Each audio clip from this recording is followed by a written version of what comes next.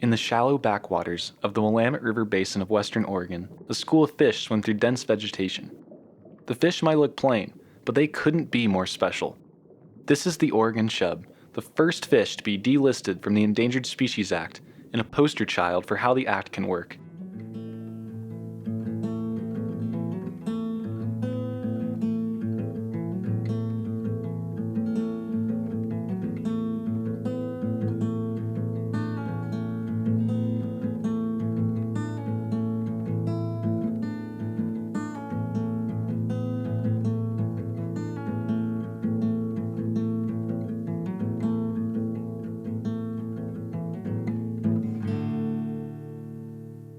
The story of how the Oregon Chub got on the list of endangered species in the first place, and how it got delisted, is an interesting one that highlights how creativity and cooperation helped save a species.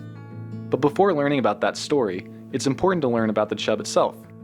Biologist Brian Bangs has worked extensively with the species, and was a central force in saving it.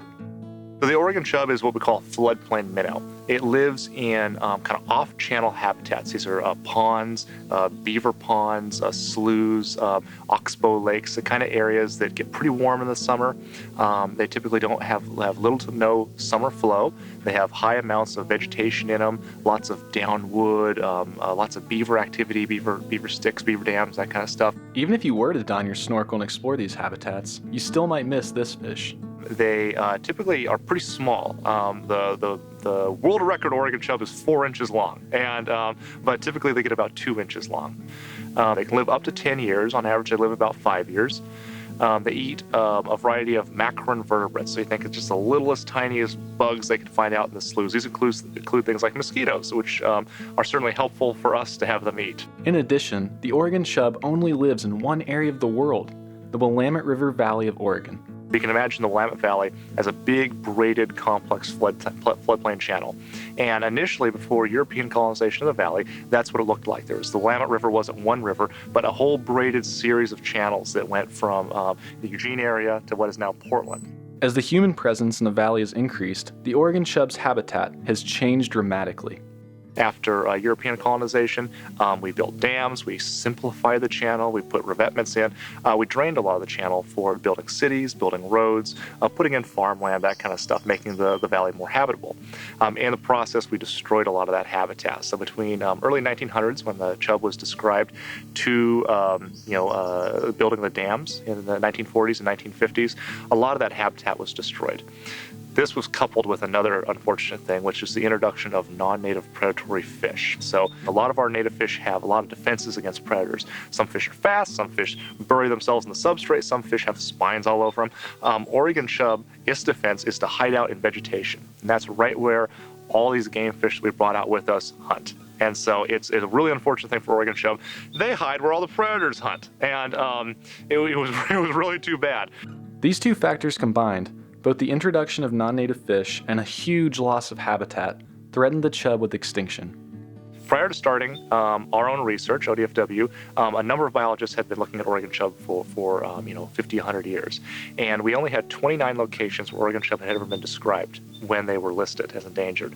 Of those 29 locations, only 8 existed when we started our work. And 1,000 fish were still alive when we started looking at Oregon Chub.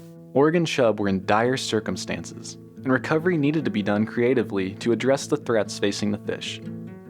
A large part of the recovery of Oregon Chub was introduction of Oregon Chub into isolated habitats. So you think about this floodplain fish, it moves around as channels are created. We were basically sticking it into isolated ponds, and these were refuge populations. And in a number of our basins where Oregon Chub were at, we only had one population left. And so for us, it was like, let's get out there, let's make some other refuges. So all our eggs weren't literally in one basket. That we had chub in lots of places, and in protected places where non-native fish couldn't get in and predate upon them. One of these sites is just outside of Coburg, Oregon. It's called the Green Island Site, and here, the Mackenzie River Trust is actively trying to help Oregon Chub and many other fish species. We're at a site right now that 4 years ago was an active gravel pit, sand and gravel pit. It's adjacent to the Willamette River, and it's actually an old gravel bar of the Mackenzie River.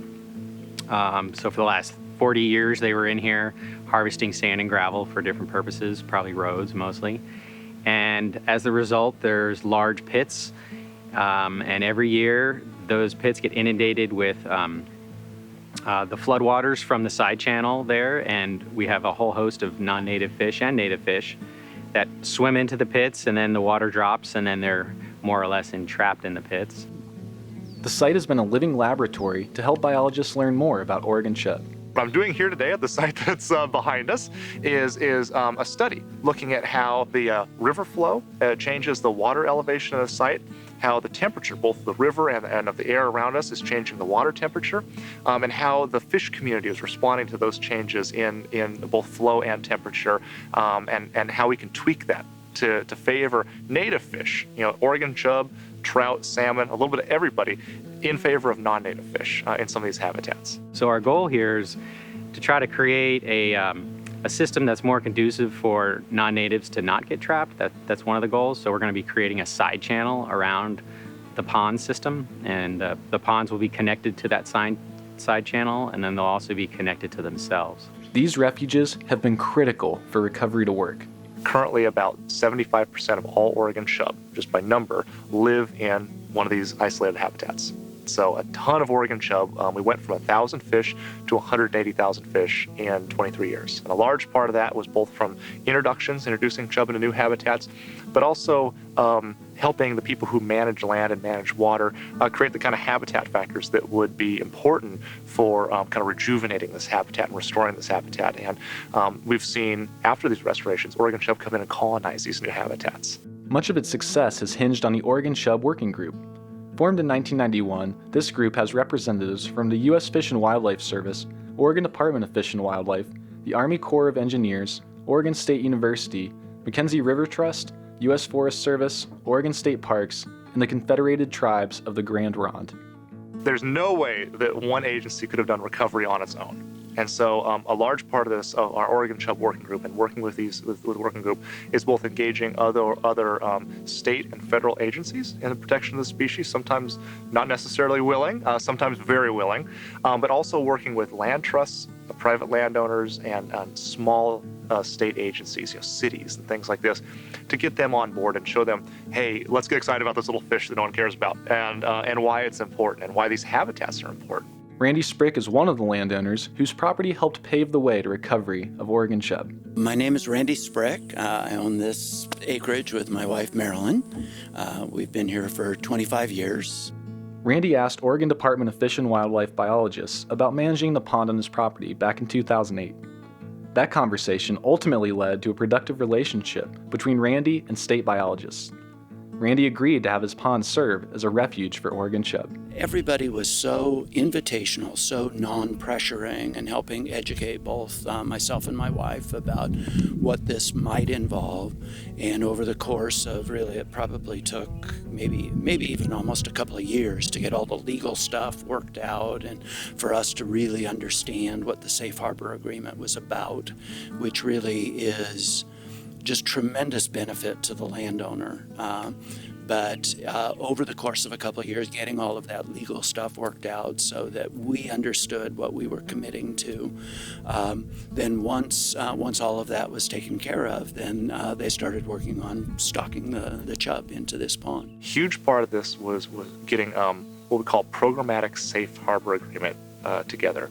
This is an agreement between the federal government, the state government, and the private landowner, which says that as long as they're helping do something to contribute to the recovery of the species, that we won't ever ask them to do anything more on their property than what is in this little document. The working relationship both with the federal level and the state level has been just joyous, really. It's very supportive, very non-intrusive. They're very cautious about letting us know when they're coming out and making sure that it's anything that they might need from us would be convenient for us. They've also been wonderful at educating us about what the issues with the chub are and keeping us informed of how the population is doing. Brian considers many landowners friends. He seeks to engage them as people, and not just as a property holder.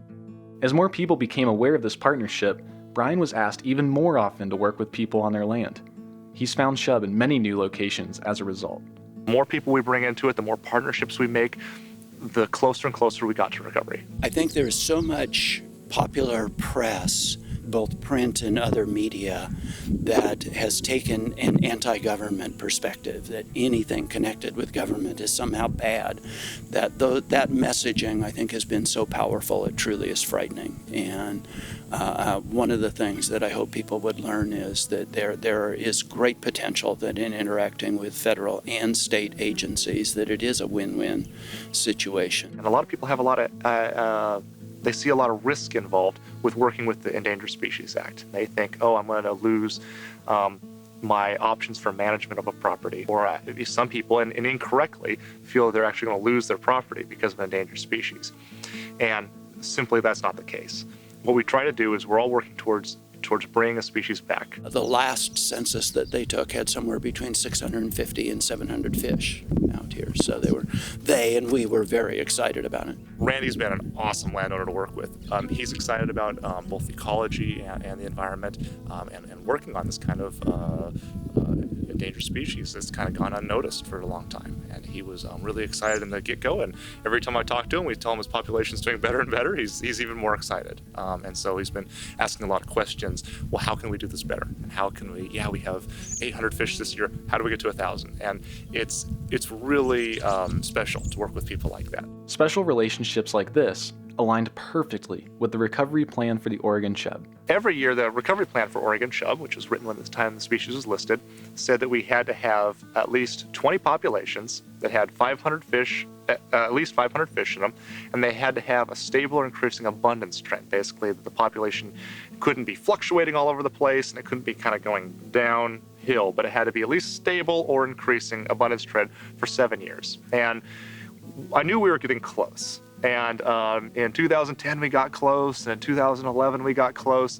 and so 2012 came around, and I was watching really closely as we were getting population estimates and kind of checking them off our list. That yeah, we're getting closer, we're getting closer, we're getting closer. And I can tell you what a awe-inspiring, what an awesome experience it was to run my numbers and realize that we hit our delisting. I will never forget the moment as long as I live. It was so stinking exciting to realize that we had hit that. And I'd been working on it for 10 years. Another person on my project had been working for 20. And to all of a sudden realize, oh my, we're there. It was a very neat day. This fish, this Oregon chub, might be small in size, but it is large in stature. We are making history today. On that day in February, the Oregon Chub was officially proposed to be taken off the endangered species list. And it was nice that we played a small role in that, and really it was a small role just being able to access and utilize this resource that's here, but also a real sense of that these folks that I've met over the years and had a chance to interact with periodically, and the level of professionalism that I described, that they actually pulled this off and that it has made a significant difference. So it was obviously a very positive reaction of this truly is a win-win situation. And the recovery of Oregon Chub is important to show that not only can species be recovered, but their habitats can be recovered as well. The Oregon Chub lives in a very unique habitat. This kind of slough off-channel habitat is one that's been lost here in Oregon, but also lost around the world as people have tried to kind of manage river systems to fit into what we humans want to do. And the recovery of the Oregon Chub is really important to say that the not only can we recover a species, but we can restore these habitats and restore them in ways that are easy to work around. The recovery of Oregon Chub has happened with almost no one taking interest, and a lot of the public didn't even realize there was an Oregon Chub, and then it was endangered until we said, hey, we're recovered, and then suddenly people are saying, what now? Oregon what? And it's been really important to be able to say that, yeah, look, we can actually do ESA recovery without going against the grain. And this is the first fish to be delisted under the ESA. And so for us, that's really important. I mean, I'm a fisheries biologist. I work with a lot of the fisheries biologists. Fish live in obviously a very unique habitat. And water is a very interesting thing to manage because we use water, both for drinking, for industry, We want it in some reservoirs, we want to get it out of others. And it's a very interesting thing to manage a fish in a system where there's so many people concerned about water. And to show that, yeah, we can actually recover a fish is really important. It'll bolster efforts for other biologists who are working. We hope that it bolsters efforts for other biologists working on fish to try to achieve it as well. You may be thinking, this is great and everything, but why spend so much money and effort protecting this particular species? Oregon Chub is worth protecting for a number of reasons. First off, every other species that we find here in the Willamette Valley, every other fish species, can be found somewhere else. Oregon Chub are the only species considered endemic, meaning it's the only place it can be found, and which is really cool. It's the little Willamette River's fish. Habitats that are functional Oregon Chub habitats don't simply serve as habitats only for Oregon Chub. They service a huge variety of species. These species include us, humans. And in a society where so many environmental challenges face us, the story of the Oregon Chub is a beacon of hope, both for the animals that call chub habitats home and for us. What I hope students would learn is that success is possible, that there is so much information about the things that are going wrong with our ecological systems that I think there can be, if you watch media too much, you can start thinking everything is hopeless. And here is at least one example of a success story. Thanks to people like the Spregs, the Oregon Chub swims through its habitat as it has done for thousands of years. Without even knowing it, this fish certainly deserves the title, the champion chub.